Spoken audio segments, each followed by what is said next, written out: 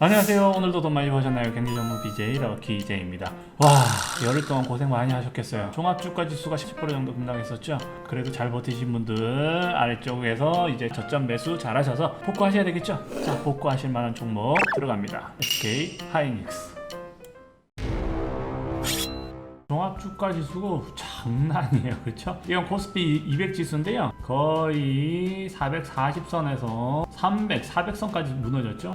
10% 이상 무너졌었네요. 그렇죠. 제가 볼 땐 뭐 여러 가지 이유가 있었던 것 같아요. 일단 많은 분들이 미국발 테이퍼링 얘기를 많이 하시는데 비중은 좀 적은 것 같아요. 왜냐, 미국장은 그렇게 딱히 폭락 안 했잖아요. 그렇죠? 일단 첫 번째는 환율이 급등하는 바람에 주로 외국인 매수세가 쭉 빠졌죠. 특히 대형주의 삼성전자뿐만 아니라 SK 하이닉스도 지난주 주중까지는 어마어마하게 빠졌었죠. 두 번째, 중국발 문제. 중국 항생테크도 어마어마하게 급락했어요. 저 같은 경우도 중국에 투자를 좀 하고 있는데 10% 이상 저는 빠져 있어요. 이게 정도가 너무 과하더라고요. 중국 규제 그 부분에 있어서 우리나라가 중국보다는 이제 미국이랑 연동을 좀 해야 되는데 어쩔 수 없나 봐요. 그래도 중국이랑 연관되어 있는 사업들이 좀 있다 보니까 그런 부분 때문에 중국 지수를 보고 우리나라도 같이 급락을 하는 부분도 있어요. 그리고 세 번째로는 한동안 너무 급하게 올라왔죠. 1400부터 3300까지 거의 뭐 2배 이상 3300까지 쭉쭉쭉 올라왔던 것 같아요. 그래서 일시적인 조정이 필요하다라고 했는데 저는 3100선 정도 조정을 받을 거라고 예상했는데 3100선도 무너뜨리고 조정이 좀 되더라고요. 어찌됐든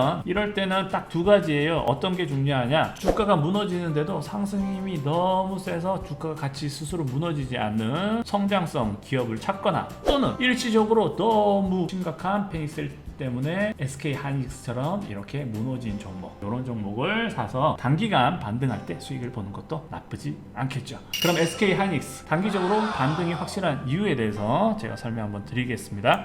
일단 재무제표 먼저 보고 가셔야 되겠죠. 자, SK 하이닉스 보시면 2분기까지 실적 발표를 했고요. 매출 보시면 2분기가 10조, 어마어마하죠. 영업이익도 2조 6천억이면 나쁘지가 않죠. 이렇게 좋은데 주가는 왜 이렇게 떨어질까요? 우리가 18년도 이전까지 보지 말자고요. 너무 길게 보니까 이 부분에 대해 설명할 건 너무 많고요. 일단 당기순이익으로 보시면 19년도에 2조, 2020년도에 4조 7천억으로 2배 이상 뛰었고요. 올해 추정치가 9조 6천억인데요. 일단 올해 이미 발표가 된 부분이 1분기가 1조 정도, 어떻죠? 19년도의 절반 수준을 했고요. 그리고 2분기만 보더라도 1조 9,800억이니까 거의 2조예요. 1, 2분기만 합해도 19년도 한 해 당기순이익의 1.5배예요. 그러면 3, 4분기는 뭐 조금 줄어드는 부분 어쩔 수 없다 하더라도 나쁘지 않고요. 지금 현재 증권사 추정치는 3조 정도로 내어놓고 있는데, 만약에 증권사 추정치와 유사하게 간다 하면 올해는 어마어마한 실적 때문에 어쩔 수 없이 연말에 급등을 할 부분이 너무 뻔하지만, 실질적으로 지금 얘기가 나온 부분은 하반기가 들어서면 반도체 수요가 지금의 상승폭으로 이렇게 막 가진 않는다. 물론 어떻죠? 작년 하반기에 비해서는 올해 하반기가 그렇게 좋을 건지에 대한 의문점 때문에 실질적으로 주가가 최근에 폭락을 했었어요. 그러면은 만약에 지금 현재 1, 2분기만 해도 3조잖아요. 당기순이익이. 물론 증권사 추정치처럼 이제 3분기, 4분기가 그렇게 좋지 않고 이렇게 9조 6천억 원, 작년보다 2배로 당기순이익이 안 뜬다 하더라도 저희가 얼마 정도 예상을 해볼 수가 있죠. 당기순이익이 현재 상반기가 3조 정도 되니까 암만 하반기에 지금 꺾인다 하더라도 그래도 6조, 7조 정도는 충분히 예상해 볼 수가 있잖아요. 그러면 어때요? 암만 증권사 리포트들이 무조건 안 좋게 보더라도 실질적으로는 작년보다는 1.5배, 재작년에 비해서는 3배 이상 당기순이익을 충분히 올 한 해 낼 수 있다고 판단이 되고요. 그러면 월봉을 한번 볼게요. 자, 월봉으로 보셨을 때는 어떻다? 19년도를 보시면 7만원에서 8만원 수준, 이때보다 어떻다고요? 최소 3배 이상, 물론 좋게 보면 4배, 5배까지도 가능하죠. 하지만 증권사 리포트처럼 안 될 수도 있는 부분은 있고요. 그렇다 하더라도 3, 4배는 충분히 나오고요. 매출만 보더라도 2배 가까이는 충분히 가능할 거라고 예상이 되죠. 당기순이익만 보더라도 3배, 4배, 보수적으로 봐도 3, 4배잖아요. 물론 증권사 추정치에 의하면 4배, 5배 이상은 충분히 가능하다고 보지만, 실질적으로 너무 좋게 전망을 해서는 위험하게 너무 높은 가격으로 볼 수가 있기 때문에 그렇게는 보지 마시고요. 그렇게 보지 않더라도 적어도 3, 4배 이상은 되니까 그래도 19년도에 평균이 75,000원보다는 2배인 15만원 선이 사실은 적정한 주가겠죠. 좋겠죠. 암만 나쁘게 보더라도. 하지만 지금 상황은 어떻다? 어찌됐든 피크에서 꺾이고 또는 수급적 요인에서 문제가 되고, 그리고 반도체 빛과 논란이라든지 또는 뭐 여러 가지가 있겠죠. 뭐 PC, DRAM 반도체의 수요가 줄어들 것이다. 그런 부분에 의해서 가격이 급락을 하고 있어요. 그러면 어떻다? 이건 기회라고 볼 수가 있겠죠.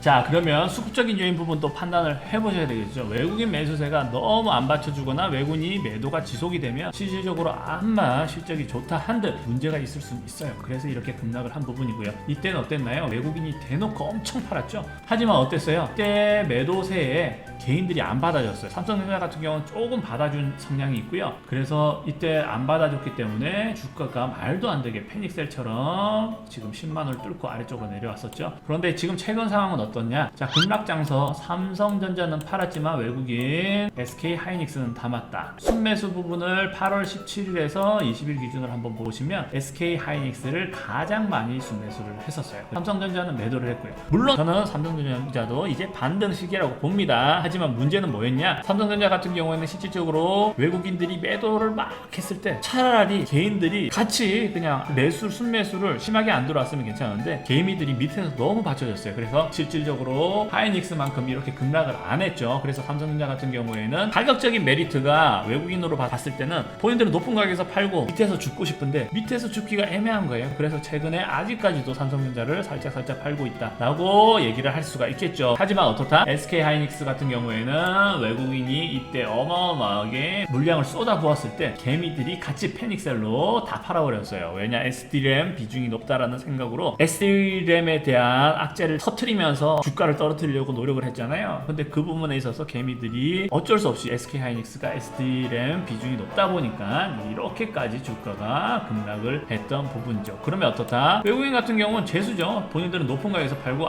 낮은 가격에 사고. 제가 늘 말씀드렸잖아요. 요런 종목, 삼성전자 같은 종목도 그렇고 항상 너무 긍정적으로 보지 말고 너무 부정적으로 보지 말고 박스권이라 생각하고 고점에서 팔고 많이 떨어져서 이제 패닉셀이 더 이상 나오지 않구나 하면 어떻게 하라고요? 매수를 하라고요. 외국인 그대로 했잖아요. 그렇죠? 외국인 18일, 19일 어마어마하게 순매수를 했던 것 같아요. 근데 순매수를 한 종목이라고 저는 무조건 좋게 보지는 않아요. 외국인이 순매수를 그렇게 했는데도 불구하고 우리 개인들은 어땠을까요? 여기서 받아서 여기서 파신 분들이 좀 되실 것 같아요. 짧게 보시고 들어간 물량 때문에 실질적으로 가격이 외국인 순매수가 그렇게 들어온 것 치고는 회복을 하지 않은 상태죠. 그럼 어떻다? 외국인은 순매수를 좀 더 지속할 수가 있겠죠. 만약에 순매수를 외국인이 3일 동안 순매수를 했는데 가격이 여기까지 뛰어버렸다. 그러면 실질적으로 외국인 순매수가 추가적으로 유입될 확률이 줄어들겠지만 실제로 그렇지 않잖아요. 여기서 단기적으로 들어갔던 매수, 매물 차익들 때문에 외국인이 순매수를 많이 했지만 주가는 딱히 오르지 않았었어요. 그러면 어떻다? 실질적으로 순매수가 더 들어올 확률이 높다. 이렇게 판단될 수 있고요. 그러면 일단 수급적인 요인 부분에서는 크게 문제가 없어지셨죠. 그럼 제일 중요한 건 수급적인 부분이 아니라 매물대 지지 부분에 대해서 중요하게 보셔야 되겠죠.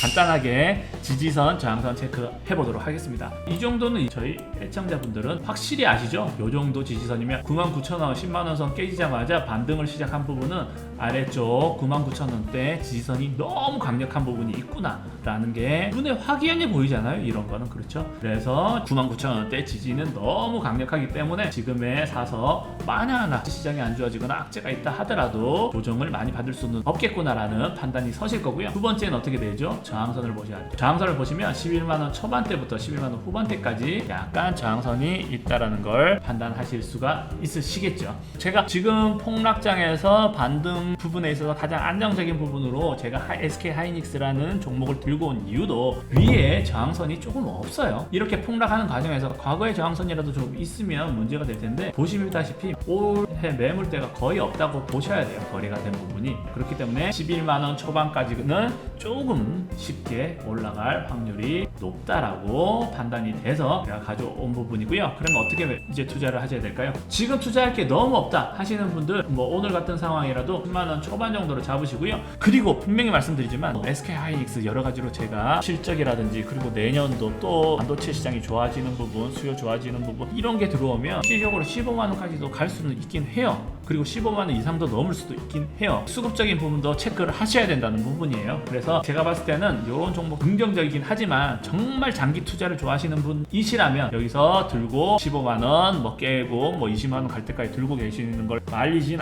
않겠습니다. 하지만 단타라든지 스윙을 좀 좋아하시는 분들은 조금 짧게 보자고요. 그래서 11만 4천원 정도 매물대가 나오고 저항선을 부딪힌 다음에 실질적으로 11만 4천원 정도 지금 조금 밑에 매수를 하셨으면 10% 정도 수익이겠죠. 한 7%에서 10% 정도 수익을 보셨으면 매물대가 부딪히고 꺾이기 전에 한번 이익 실현을 하시는 게 조금 더 좋다고 봅니다. 물론 이렇게 해서 한번 조정을 받는 척 하다가 다시 상승해서 갈 수도 있고요. 여기서 조정을 애초에 살짝 받고 위로 올라갈 수도 있고 여기서 조정받고 다시 제자리로 올 수도 있고 뭐 여러 가지 상황이 있긴 해요. 가장 높은 상황은 저는 여기서 조정을 받고 제자리로 오진 않겠지만 조정을 받고 살짝 내려갔다가 다시 상승을 했을 때 그 이유까지 보려면 시간이 너무 기니까요. 적어도 너무 길게 보지 마시고 7%에서 10% 정도 수익을 보셨으면 또 매도를 하시고 정말 몇 년 동안 장투하실 거 아니시라면 지금 매수하시고 조금 짧게 주시고 이익 실현을 하시라고 말씀을 드리겠습니다. 여기 98,000원 근처에 지지선을 깰 확률은 저는 10% 미만도 안 된다고 보기 때문에 지금 적극 추천을 드린 거고요. 여기까지 단기간 내에 11만 4천원까지는 충분히 회복을 쉽게 할 거라고 예상을 드려서 추천을 드리는 부분이니까요. 한번 살펴보시고요. 10% 이상 빠지신 부분 5%씩 10% 한번 메꿔 보자고요. 그럼 오늘도 성투하시고요. 이상 경제전문 BJ 럭키 J였습니다.